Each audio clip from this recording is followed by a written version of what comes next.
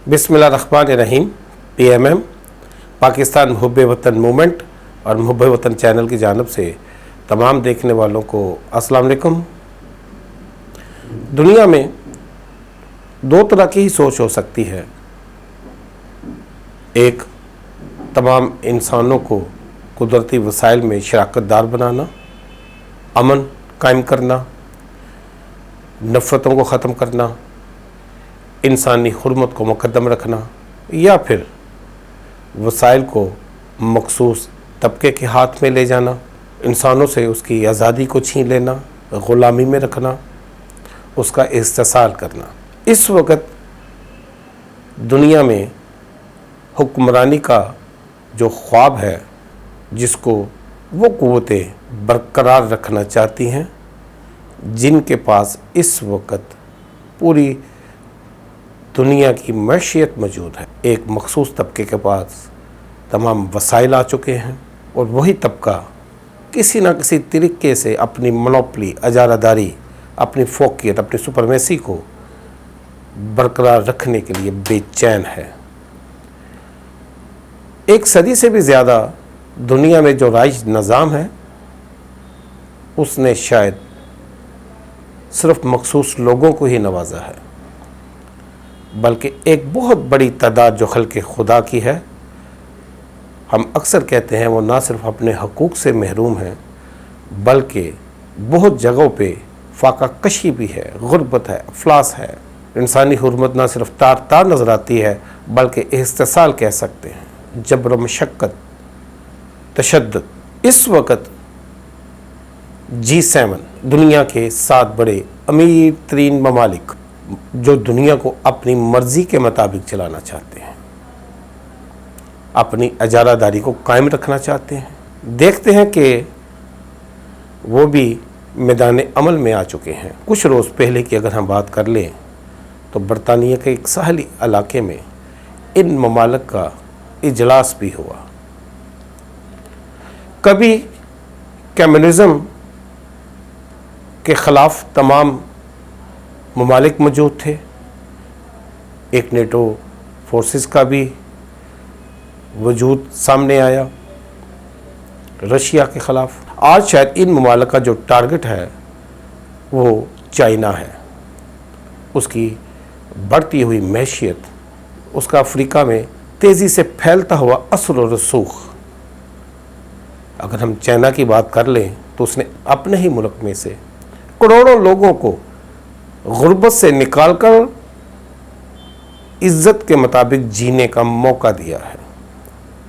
और पिछले दिनों में तो उनके एक ज़िम्मेदार जो हुक्मरान हैं, उन्होंने यहाँ तक कह दिया था कि चाइना में अब कोई अफलास नहीं है।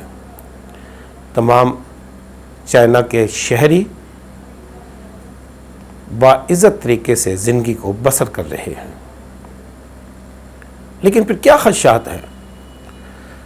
जो G7 ममालिक के हम ख्याल नुमाइंदे इकट्ठे हुए हैं, जिन्होंने चाइना के लिए एक शफाफ ट्रायल का मुतालबा भी किया है कि कोविड-19 के मतलब एक शफाफ तहकीक ज़रूर होनी चाहिए चाइना के हवाले से। ना सिर्फ G7 ममालिक ने, बल्कि नेटो ने भी चाइना के ऊपर बहुत सारे तहफ़्फ़ुज़ात का इजहार किया है कि उसकी चाइना की फ़ौजी क़ुव्वत बढ़ रही है, वो एटमी मिसाइल में दिन ब दिन इजाफ़ा कर रहा है, वो अपने फ़ौजियों को जिद्दत से नवाज रहा है, उसके अज़ाइम ख़ित्ते के लिए अच्छे नहीं हैं। हम देखते हैं कि जो बाइडेन की एक मुलाकात रशिया के जो सदर हैं पुतिन, जनेवा में भी हुई। गो कि इसमें जो बाइडेन पुर उम्मीद तो नहीं थे, लेकिन फिर भी वो शायद इस सोच को लेकर पुतिन से मिलने के लिए आए कि किसी ना किसी तरीके से वो चाइना कि हम ख्याल जो ममालिक हैं उनमें कोई कदफन लगा सकें, कोई दरार डाल सके, ताकि खित्ते में अजारादारी कायम रखी जा सके, जिस पर शायद वो उम्मीद के मुताबिक मायूस ही लौटे।